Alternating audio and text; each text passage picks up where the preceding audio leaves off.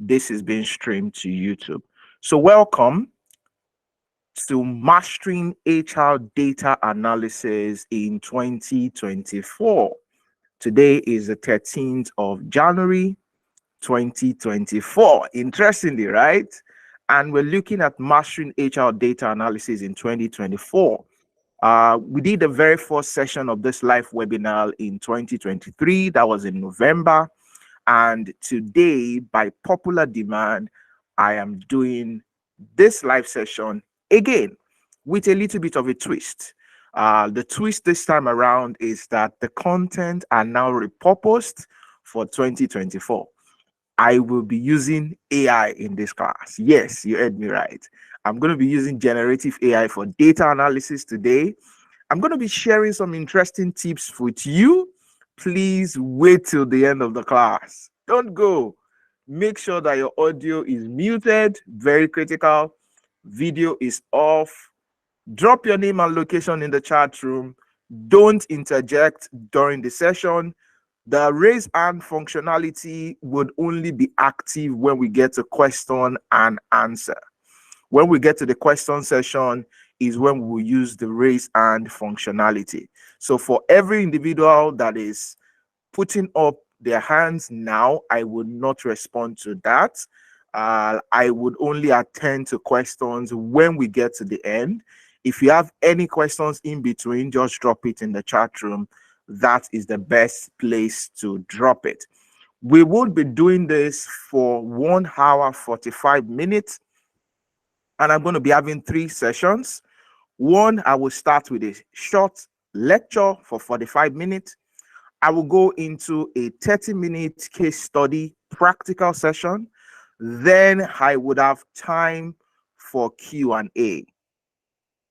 The question and answer session and the case study might go in hand, as it were, but this is the lineup for today. So everybody would ask, why should I listen to this webinar? Why should I watch this webinar? Yes, the webinar is being recorded and currently being streamed to YouTube. So if you have any friend that is not able to join us on Google Meet now, we have 141 on Google Meet, and at the moment Google Meet is locked, so nobody will be able to join us on Google Meet. The link is being redirected to the YouTube page for anybody to join. The session is being streamed to YouTube as I speak to you, and interestingly, we have viewers on YouTube at the moment. Interestingly, people are watching on YouTube. We have 141 in this room, and on YouTube, I currently have about 30 that are viewing, and everybody will be redirected to Google Meet if you are not able to join. So why do you want to listen to Segun Akiode today? So just a quick one. Number one, I like to describe myself as a born teacher. I'm a chemical engineer by education. I read chemical engineering, and one of the reasons why analytics come easy to me, or calculation in human resources generally, is because of my engineering background. It becomes easily, anything is analytical is very it comes easy to me, and I hope to be able to help you simplify the complexity in analytics. Analytics is very simple. It's almost like math, and it's arithmetic. But the challenge is that most of us never like mathematics, not because mathematics is a very difficult subject, but because our teachers in school did not make us like mathematics. My aim today is to be able to prove to you that it is very simple, and I'm going to be using my skill as a born teacher. I like to simplify complex things in this webinar. Interestingly, for those of you that don't know, I'm an Udemy instructor that has 11,500 students globally. Globally means it cuts across different continents and different countries of the world. And my my Udemy content has also been translated into different languages. That's an interesting one. And I started the Udemy journey about 2 years ago. And today, 11,500 students globally. That is an interesting one. Why should you also listen to me and take me serious during this webinar? Number two, I'm a video content creator on Udemy, on YouTube as well, and I have 13,500 subscribers on YouTube. That's a lot. I started my YouTube journey during the pandemic. That's about 4 years ago, and that channel has grown. And one of the things that makes me to be able to do what I'm doing today is the impact that my Udemy videos, my Udemy courses, and YouTube give to individuals. I've seen individuals going for interviews and they go on Udemy or they go on YouTube and they said, "You just saved my life. I'm going for an interview and I found this video. It's very useful. Things around analytics, things around HR, technical HR concept, and it gives me a lot of joy." And that is why I'm doing this today. Currently, I'm joining you from the United Kingdom. I work as a rewards manager in the city of London, and I will be bringing my global experience from operating out of Nigeria and currently operating in the United Kingdom to this class. So every single thing I'm going to be sharing in today's webinar will be from a global perspective of people that have interacted with my Udemy courses, things that I've seen and I've shared on YouTube, and it's all a culmination of my experience. And watch out, I'm going to be giving an offer you cannot refuse. Make sure you wait till the end of this class. This class is currently free. This webinar is currently free. I'm going to be giving an offer for you to work with me one-on-one in a coaching session on this subject of analytics. If you think that you have seen it all, wait till the end of the class and I'll be able to tell you more. Then, why should we be thinking about HR data analysis? Why is HR data analysis important? Number one, very critical. In the past, HR professionals have relied on their understanding, gut feeling of HR processes and all organizations to make decisions and to serve their stakeholders. Gone are the days when HR people can think, I think that we should recruit people. I think that this is the amount we must give to individuals. Gone are those days. Those days are long gone. In this age and time, HR people cannot continue to rely on their gut feeling anymore. We're in the age that data is very critical. Survey evidence show that the credibility of an HR person within an organization increases when they are able to start using data for informed decisions. That's according to SHRM.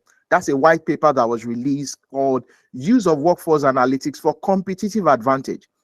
Organizations that take analytics seriously. Interestingly, even if in life, in practical real life situations, if you want to track finances, the day you start to track your finances, the day you start a journey to wealth. Reason being that if you know what you're spending money on, it means you can be able to know what to do with your money. What you don't track, you cannot measure, and what you don't measure, you cannot control. That is the same thing with HR analytics. It has to do with the use of people data within human resources. You don't have to do it on gut feeling. Why, again, must you do that? As an HR professional, HR leader, HR data analysis will not only help you to diagnose and solve people problems, it can also make you and the HR function look good. Nobody wants to look bad. And it will help you to positively impact the organization's bottom line. No organization is set up for failure. Organizations are set up to make money. And part of making money within an organization is the ability to track their most important asset, which is the people. And it's now very critical that HR people need to gather HR analytics skills because it will help them to impact the bottom line of the organization. Now, HR data analysis provides a way to demonstrate the linkage between people and business outcome. The people and the business outcome. If an organization wants to increase bottom line by 10%, for example, they made a revenue of 1 billion last year. They want to make a revenue of 1.1 this year, billion. How will the translation between the people, the most important asset, how is it going to affect the bottom line? So it means that HR will sit down and say, for us to achieve a 10% increase in revenue, we need to look at our sales funnel, the salespeople. We need to look at the back office individual. What kind of people do we recruit? What is the measure of success that was responsible for our success last year that we can replicate and be a competitive advantage for us this year?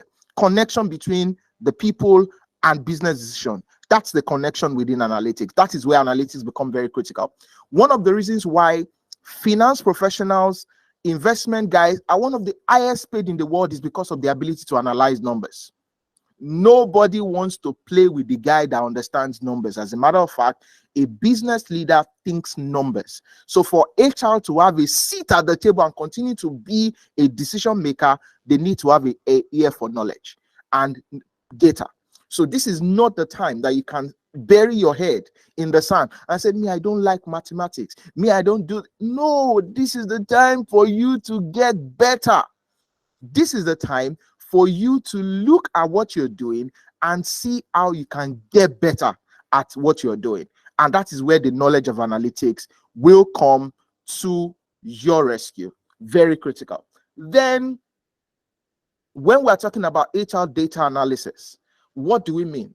According to CIPD, I'm going to be drawing on some important definitions here. According to CIPD, is in the United Kingdom. That's the body that is responsible for people development in the UK. They define HR analytics or people analytics. Anytime you see these words, they are used interchangeably. HR analytics or people analytics or workforce analytics is about analyzing data about people to solve business problems. That's the major critical thing. According to SHRM, so I've gone to the UK, I'm going to the United States. That's where SHRM is based. It defines HR analytics, people analytics, or talent analytics as the use of measurement and analysis technique to understand, improve, and optimize the people side of the business. You can see a connection between the two of them. You can see data on one side, people on one side, business problem on one side. When you're able to use the people data, analyze your people data, improve on your people data, and optimize the people side of the business, then you're using analytics. You're doing talent analytics, workforce analytics. All these words are used interchangeably. Then if I now also go to another interesting part of the world, that's according to CPHR in Canada. HR analytics is both an art and the science of leveraging data to inform strategic human resources decision. Someone is saying he cannot see my slide. Are you sure you are connected? Are you sure you are connected? If you can see my slide, let me know. If you cannot see my slide, maybe the problem with your internet connection. Thank you so much for the thumbs up for those that are confirming they can see my slide. So if you cannot see my slide, maybe there's a problem with your connection. So you may need to go on and off, and I hope you'll be able to join back, because if you go out of the room, I'm not sure you'll be able to join back because the Google Meet is closed. So it's very critical that we use analytics is both an art and a science. It's a function of you knowing what you want to solve, then taking data to resolve the problem. So take, for example, there's absenteeism rate is high. If absenteeism rate is high, there is a reason. As a matter of fact, every single problem has a symptoms. Data can help you get to the bottom or the root cause of that problem. But if you don't gather data, if you don't gather the data, you cannot track, and you cannot measure, and you cannot even improve. So it's very critical. The ability to connect the dots is what analytics is about. Now, why should you bother? Why should you be interested in HR data analysis in 2024? HR data analysis is taking raw data and creating useful information out of it. Some of the things we're going to be doing in this class, some of the case study, I'm going to be giving an example of the use of these things. Then there are a lot of talk about big data, algorithm, automation. However, the value of data is that limited to the ability to extract from it. Big data has to do with volume, velocity, and the speed of the data itself. So if you look at the number of content that has been put on Instagram, being put on TikTok, Twitter, how many emails go around, if you know the volume and the quantum of data that goes on social media, it's a lot of data. Now, when we bring it to human resources, how are you going to be able to extract? So HR data analysis is useless if you cannot extract information. So it is not important. It's not about just knowing about what HR data analysis is about. You must be able to know how to extract data from it. And that is where the call come up. In 2024, there is a strong need for people capable of interpreting data, extracting valuable information from the data, and turn that data into insight for better decisions, which can lead to competitive advantage. That is the call that I'm giving to you today. The whole essence of today's webinar is there is a call. As a matter of fact, the demand for data, HR data analysts is more than the number of people that are filling the gap. And interestingly, for every individual that are going across geographies, the demands are even more for you. Simply because you need to be able to master the act of extracting that data. All videos must be off. I can still see a few people that their videos are on. If you don't put it off now, I'm going to take you out of the class and you're not going to like that. So please put your videos off. I just saw someone and I think the video is off. I hope it remains off. Then, another interesting reason. So let me give you another interesting reason for the individual that wants to chase the money, individual that does not want to grieve for anybody in 2024. This is for you. Number one, in Nigeria, the demand for data analysts, according to Glassdoor, about 6 million per annum for data analysts within Nigeria. For those of you that are not currently in Nigeria, that you're in another geography, I have news for you. There's a demand in Canada for HR data analysts. For those of you that are planning to go to Canada, or you're currently in Canada at the moment, and you need to find something to get doing, this is an interesting skill you may need to learn. HR data analysis, see how much you're earning. You can do the conversion yourself. About 57K Canadian dollars, not in Naira, by the way. Then, if you go to the US, interestingly, the US is one of the highest places that they pay a lot for HR data analysis and for technical skills. As a matter of fact, for those of you that want to break into another industry, maybe technology, this is the skill for you. And for my friends in the UK, the UK also has a demand. Mind you, pound seems to be the most strongest in terms of the currencies that are displayed on the screen. So you can do your conversion. About 30 to 46K thousand per annum for an HR data analyst. And it is in different scope.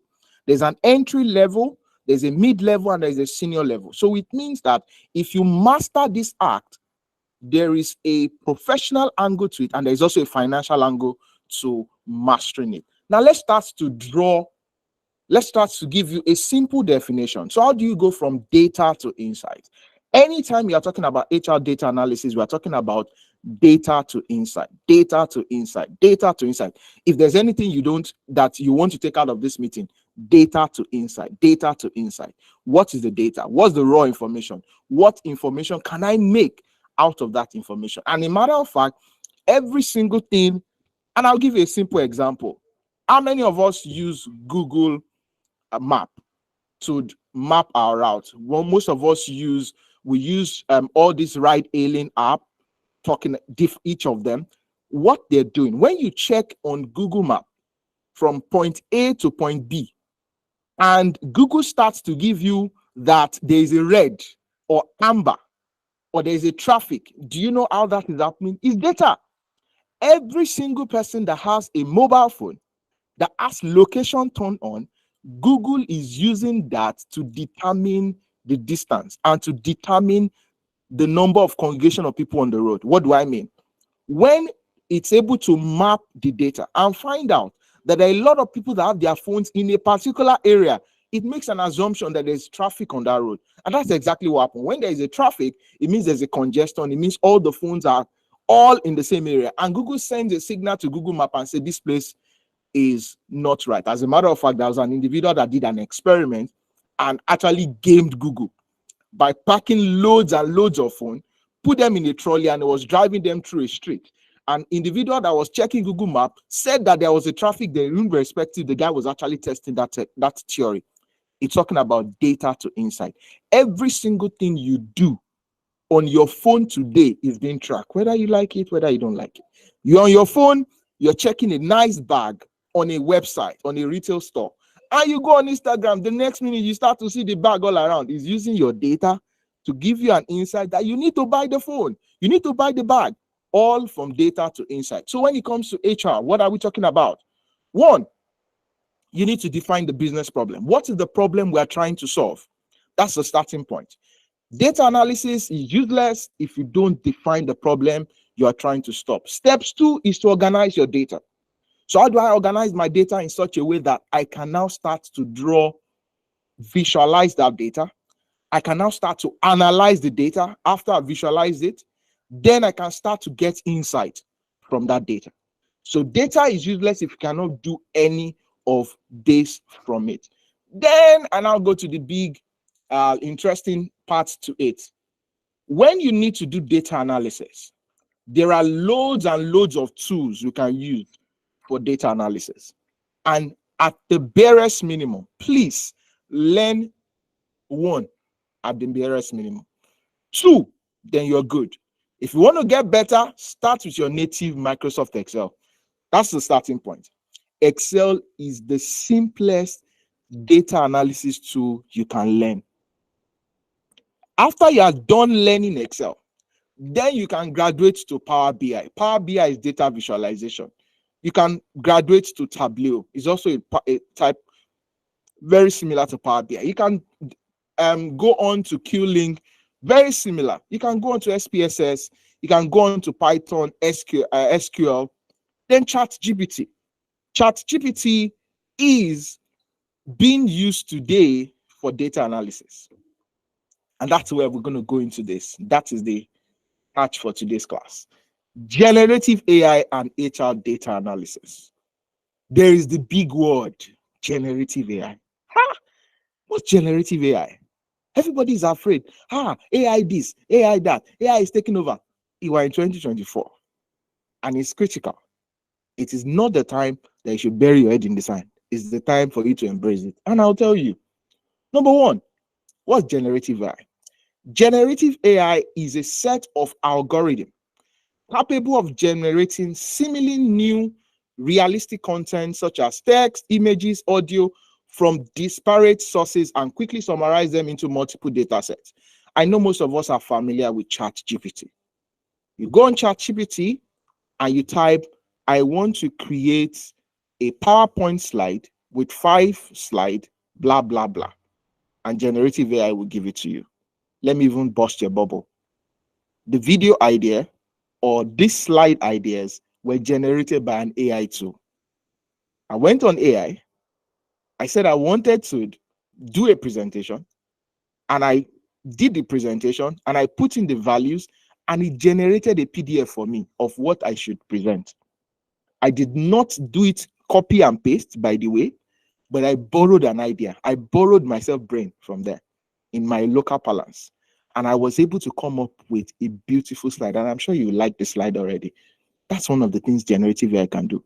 Aside that, interestingly, it offers human resources and HR data several powerful capabilities, which is some of the things I'm going to be doing. Some of you are running away from AI. I'm going to tell you the reason why you should not run away from AI today. ChatGPT is an AI-powered chat box. It's a great use case of generative AI.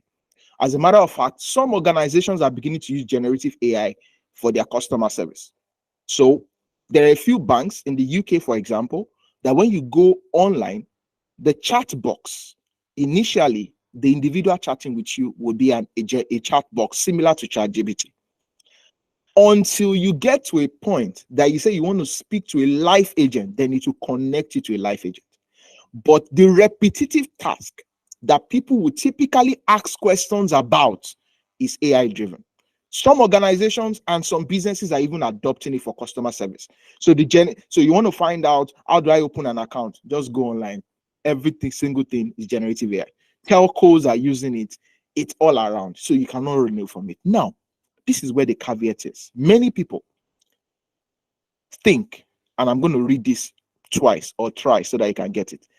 ChatGPT will not take your job, but those that know how to use ChatGPT will take your job. I'm going to say it again. You're afraid AI is going to take your job. AI is not going to take your job, but those that know how to use AI will take your job. Why? Because you are running away from AI. And it is only those that know how to use ChatGPT and other generative AI tools that will take over your job. I did I watched a course on YouTube, on LinkedIn Learning, and I found out that, do you know that most of the videos or movies that we watch today, some of those backgrounds of those videos are not real? Yes, you heard me right. You see a guy, he goes on a mountain, he wants to fall down. Some of them are not real. Some of them are computer generated. Some of them were created aside green screen. It's not even really a green screen thing. Some of them are before technology came on board, they will build the physical replica of those scenes. That was before technology came. Today, AI does it. As a matter of fact, there's a big company that is into that now. They will generate the scenes and everything. And when you are watching it, it looks so real, and you're wondering what's happening here. It's generative AI that is in action for you. So, this is the part I say you should not miss. One of the parts I say you should not miss. Number one, I'm going to be showing you some interesting generative AI, as simple as it is, and we're going to practicalize one of them. Do you know that in Excel, there is a tool called Analyze Data in Excel with a single click? When you go on your Excel document, this tool is just there. You will see it. Analyze data. Caveats. This is only available for the paid subscription of Excel. Yes, you heard me right. Those of you that use cracked version of software, this is when you need to repent and go and buy a paid version. So there is Microsoft 365, a subscription base. That's a web version and a laptop version and a desktop version, but it's all connected to OneDrive. When you go on it, I'm going to be practicalizing one of it with you today. You click on Analyze Data, just bring a data set, analyze data, and you'll be so surprised that, just give me a minute, that immediately you click on the Analyze Data, it will tell you things about your data that you don't know. We're going to be using that in the practical session. Please don't miss it. Two, in a tool called Power BI. Power BI is a data visualization tool for analytics as well. And in Power BI, you can import data into Power BI and you analyze your data within Power BI. Power BI web version, not free as well, comes with a tool called Ask a Question About Your Data. Do you know what you do? Import the data into Power BI web, online service, then type a question. So, how many employees are baby boomers in this data? And Power BI, by virtue of that question, will generate a visual tool for you to use. Number two. Number three, I discovered this just a couple of weeks back. There is an AI tool, web-based, called Lumina.ai. As a matter of fact, their website is getlumina.ai. It's an AI co-pilot for data analysis. And do you know what it does? Go on the website, register on the website, upload your data to the website, ask questions of the data, boom, it brings out analysis about that data. As a matter of fact, how did I find out? So, after this webinar, last time I did the webinar, I threw up a one-on-one coaching on HR data analysis. And a few people signed up for an HR data analysis bootcamp. And during that bootcamp, it's a 4 weeks intensive program. I'm going to tell you more about it towards the end of this class after we're done with the session. And I gave an assignment to one of the participants. And while I was solving the problem, I got a chat. One of the students said, Segun, essay, it seems that what I found out from an AI tool is different from your own solution. I said, say, which AI tool? And boom, I got this AI tool. And I went into the AI tool and I scattered the brain of the AI tool a bit by using around. I just put in the data and I started to ask questions.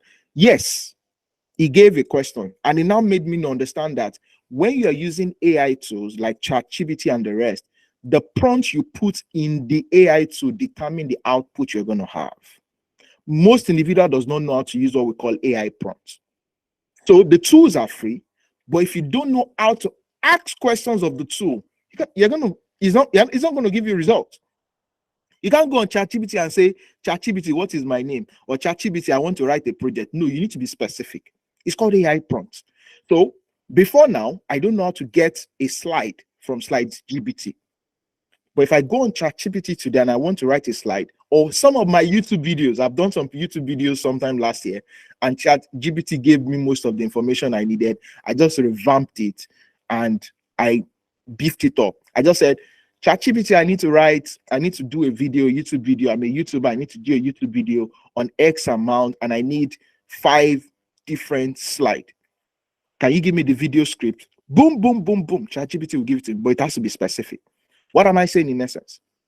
Generative AI is now within analytics, is within HR data analysis. In 2024, you cannot run away from it. You need to learn it. If you don't learn it, it's going to take your job. The individual that knows how to do it is going to take your job. So it's very critical that you need to learn it.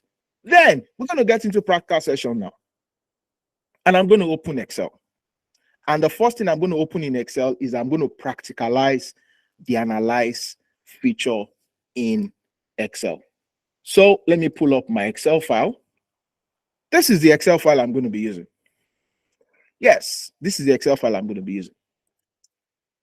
Interestingly, this Excel file has to do with an employee data, as it were.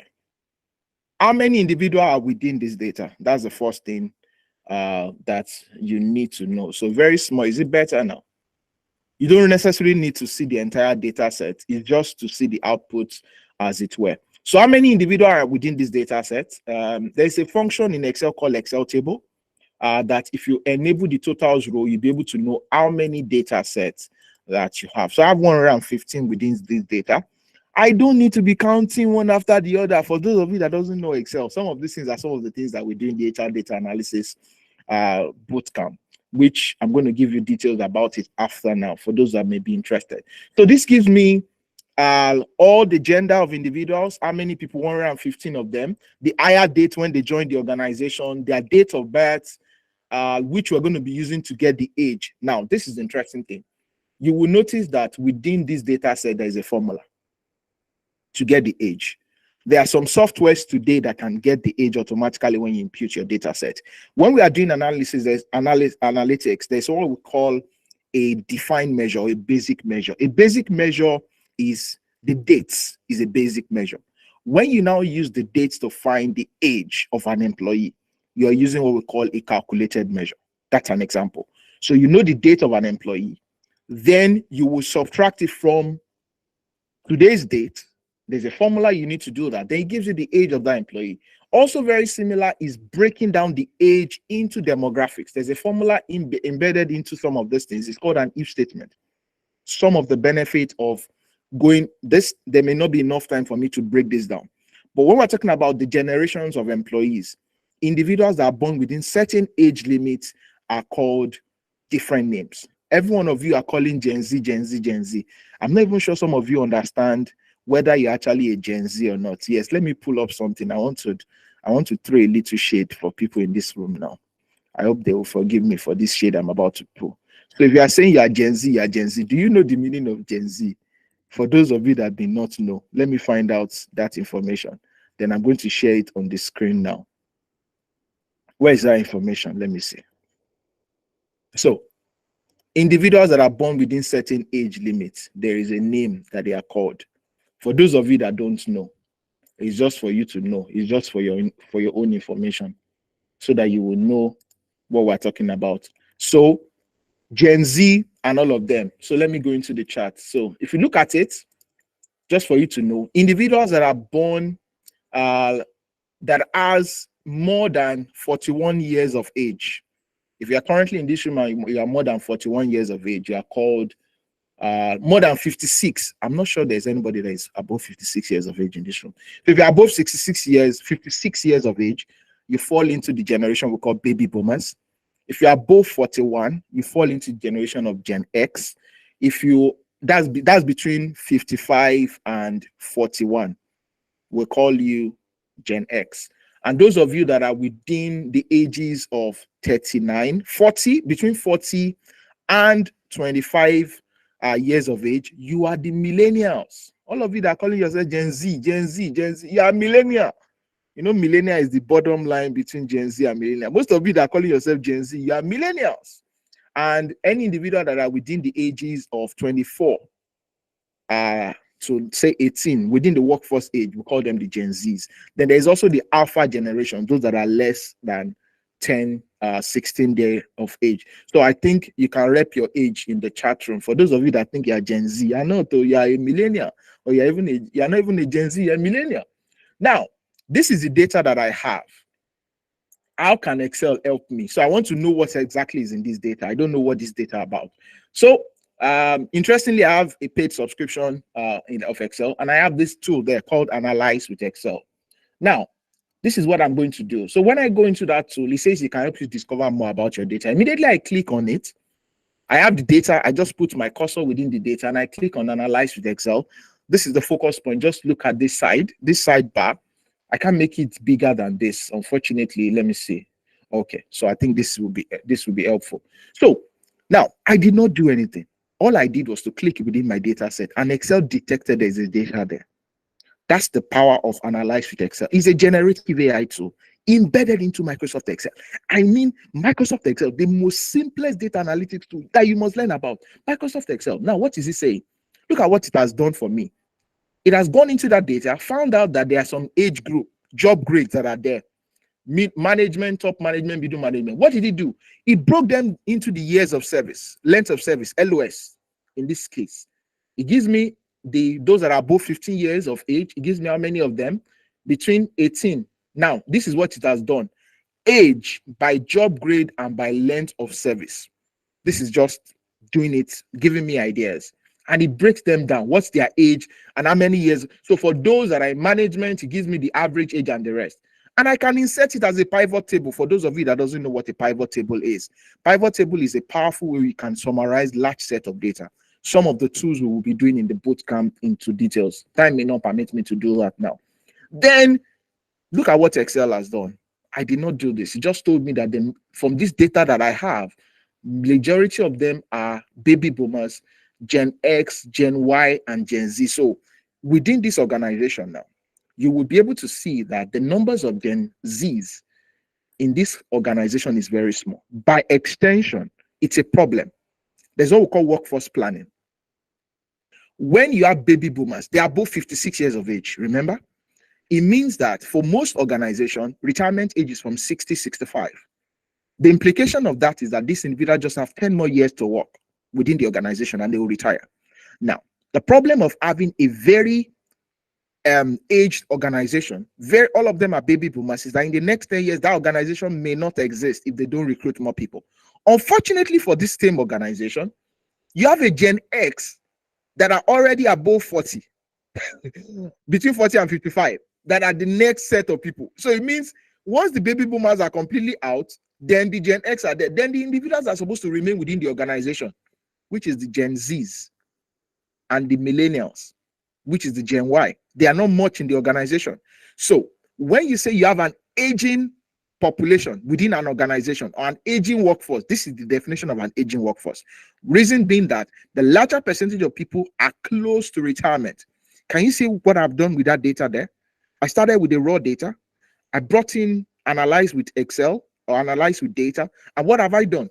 I've been able to analyze that, and you can see the data, and I can start to bring insight. So when I'm now going to an HR report, and I'm now sitting in front of my board, and I'm saying we need to do aggressive management training programs, and when organization chooses to set age for management training, this is the reason. All of you that are fighting, they are looking for 25-year-olds. They're using for 22-year-olds. So what will happen to the 30-year-old? This is the reason. Now, you can see it with data. Don't need to fight. Don't fight them. Grieve for them in this one because it's data. That one of saying no grief for anybody. Better grieve with data. If you like, don't grieve for data. Data is speaking that if we don't recruit less younger individuals, we will not have an organization in the next 10 years. Very simple mathematics. And that's one of the reasons most of you fight. You fight what you don't understand. But data is saying they need to recruit people that are less than 25 years of age. That's the reason. Because if you recruit somebody at 25, in 10 years, that person is 35. And that person has given quality experience to the organization. But if you recruit an old person, I'm not an ageist, I'm not against all of that, but I'm just giving you an understanding that sometimes this is one of the reasons why organizations choose to bring younger people for management training, because they need to beef up the lower rank of the organization. That's giving you an idea. Another thing, that all of this, I have not pressed any calculation. Excel is doing everything for me. That's generative AI in Excel for you. And it also gives an analysis around,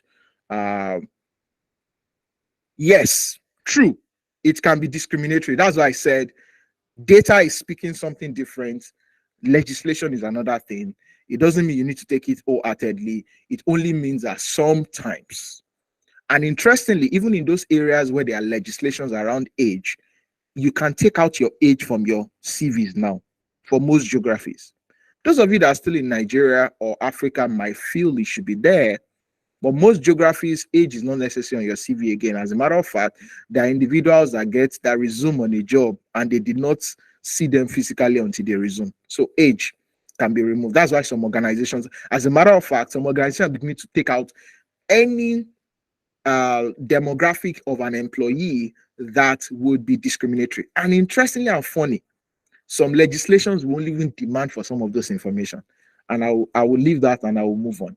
But the important thing about it is that this data is there. Now, look at another interesting thing. I can also ask data. I can also ask an information about my data.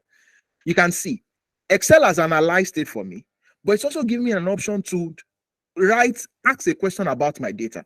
So take, for example, if I want to say, and it gives me suggested answers, how many different locations are there? Let me click on it and see what will happen. See, there are 9 distinct locations. 117 data it has gone through it. Imagine if it was 1,000 data. What it means is that I can sit in front of my laptop and I can start to play with, analyze with data in Excel, and it will be giving me answers that I don't need to disturb myself, basically. Somebody would think I'm smart. No, it's Excel that is smarter, or generative AI is smart. So what is the top length of service by age? Giving me responses. So this is it.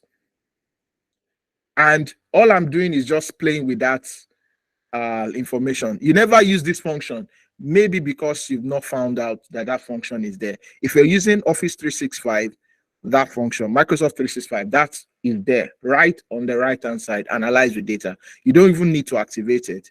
It's embedded in. As a matter of fact, Excel, Microsoft has also launched a generative AI lab that can do much more complex things within Excel. So that's me just giving you just a simple touch points around what AI can do. Let me go to the next practical before I have another question. I have another practical question that we need to walk around. Just give me a minute. Okay. Okay. So this is another practical question. Okay, so I'm seeing a question in the chat room. Is it better to use Excel than Google spreadsheets? I'm not going to give you a yes and a no, but I'll tell you that they both have their functionality. Some of the things you can do in Excel, you can do in Google Sheets. You only need to learn how to do it. But the difference is that Google Sheets is online, web-based, while Excel is your desktop and is also online. So it depends. It's all a function of what is more convenient, and the organization also differs. There are some organizations that are Google Sheets driven. So if you're currently in an organization and they're Google Sheets driven, you need to learn how to use Google Sheets, because some formulas in Excel does not work copy and paste in Google Sheets. So you need to learn the difference in the functionality. So let's look at this interesting question. Second case study that I'm going to be doing in the class in today's webinar. Before I go into more detailed question and answer, I can begin to see some responses. So now let's look at this quick question now. Chief Oshodi. Let me expand this a bit so that we can be able to see. So Second case study. Chief Oshodi is the CEO of Cressida Design, a company that manufactures and sells low-priced furniture for office and home use. The company has 980 employees and an annual revenue of 160. Interesting, right? $160 million. Last week, Chief Oshodi sent an email to the top management team expressing his concern on the dwindling revenue of the company compared to the past 5 years of operation. So they've been operating for the last 5 years, and the CEO is concerned that their revenues are reducing. And who did they direct the question to? HR. He then directed another question to the newly recruited HR director to discuss how to improve organizational efficiency at Cressida Design through workforce optimization. So some of us does not understand the reason why some of these questions come up. If an organization's revenue is reducing, that's a business problem. Why they are directing it to the top management group or the top management of the organization, they will direct it to HR because HR has to deal with the people. And people is the most important asset. We say these things, but the reality is that in business, they are more brutal. Once there's a problem with revenue, HR is the first person that get the axe. Very strangely, right? Some of us don't like this part of it. But HR is the first person that gets the axe. And to discuss how to improve organizational efficiency at Cressida Design through workforce optimization, he has asked you to speak with the finance director if you will require financial data for the past 5 years. Why do you think that you need financial data for the last 5 years? For you to say that the revenue is reducing, it means it was better than it was. So let's look at the financial data that the finance director has given. So let's see. So the finance director has said, has given an information to say that revenue over this period of time, as you can see, number one, in 2017, they had 220 million. In 2018, 180 million. 2019, 175 million. 2020, 170 million. 2021, 165. 2022, 160 million. And this is last year's data, 2023, 160 million. You can see there's problem. There is fire on the mountain. Now, what can you see? You can really confirm that the revenue is reducing. But what's happening to the head count? Who can tell me what's happening to the head count in the chat room? Revenue is reducing, head count is increasing. Is that not a recipe for disaster? And you can see why they are talking to HR. But it's strange. It means that there's a problem.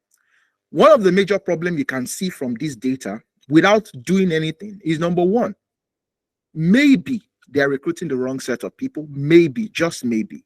Maybe there is a problem with management of the individuals. They said people leave organizations because of the managers, and people stay in organization because of the managers. If they like their manager, they work well. If people don't lead well, then there's a problem. So it can either be a leadership problem of not being able to optimize the employees, or it can also be a function of they expanded too early. You know, sometimes some organizations feel that because we are making a lot of money, let's expand and make more money. Unfortunately, expanding is not the solution. Sometimes expanding with sense is the solution. Expanding with caution might be the solution. So it's actually a valid point from the data. Data don't speak. Nobody fights with data. So external information about the organization. External organization comparable side. Now, for us to say that we're not doing well, can we compare ourselves to organizations that are similar to us? What I'm doing looks like finance, Abi, but it's HR analytics. That's what happened in the boardroom. That's what happened when you become an HR director. That's what happened when you need to operate at the highest level of human resources and you need to sit with management staff. You need to understand the numbers. You need to know how to look at financial statements and pick words out of it. So let's look at it. Now, the management is saying, look at organization of comparable size. Aki Designs, in 2022, they made a revenue of 250 million with 700 employees. Debbie Furniture made 180 million with 805. D&D made 165 with 810. Works made 170 million with 855. What does this tell the management? It's telling the management that how many people do we have? All these individuals have less staff than us at Cressida Design, but they are making as much money that are even higher than us or almost about the same size as us. So as the HR analytics person here, what would you do? There is an HR metrics called revenue per employee ratio. This revenue per employee is how many revenue, how much is the organization making in terms of revenue, and how many employees are making it. With that measure, you can easily see that there is a problem. You can easily see here that there is a real problem. Now, but how do you convince management that there is a real problem? That's where you come into this sheet, revenue per employee. And this is exactly what we have done. We have looked at our revenue and we have seen what it is looking like. We don't even need any magic. There's a problem.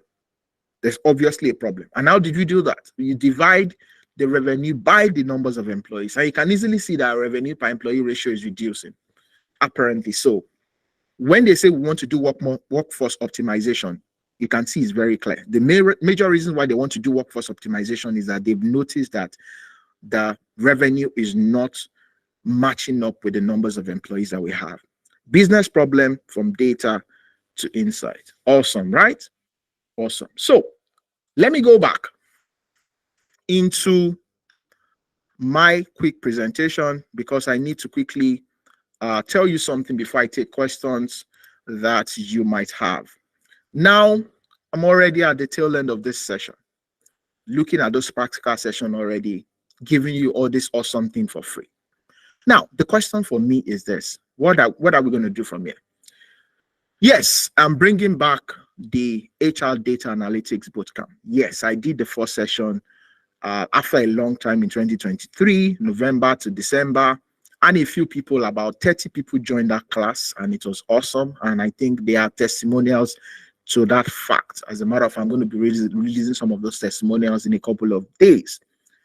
I am bringing this back. So I'm going to be opening up an opportunity for one-on-one session. This is free. You all know it's free. It's a free webinar. We've been investing the last 1 hour talking about this. So the next question for me is this. Are you willing to go on this journey with me? 4 weeks. I only gave you a piece of the iceberg, just a little bit, just a little, small, kekere, just a little. But there are opportunities for more. One-on-one to learn from me. Live session, 4 weekends of intensive and practical training on how you can master HR data analysis. 2, what are you going to learn? You will learn how to organize, visualize, and analyze HR data to draw insight for people and business decision. All classes will be live session, so please, they're not going to be recorded session. You're going to see me live like this. We're going to come live in a session. You'll be able to ask your question. Then, what are we going to cover? We're going to master 2 major tools, Excel and Power BI. Excel and Power BI. That's the 2 major tools we're going to master. From my experience, if you can master Excel and master Power BI, you're on your way to becoming an expert in HR data analysis. Those are the 2 tools we're going to be mastering. HR data analysis using Excel and HR data analysis using Power BI. Those are the tools we're going to be doing. Now, what's your commitment if you want to join? Number 1, you must be ready to commit 4 weekends because it's going to be intensive. 4 Saturdays, 3 class assignments, and 1 capstone project. What do I mean? Every single time we meet, every weekend, for those 4 Saturdays, we would do a class assignment at the end of the class.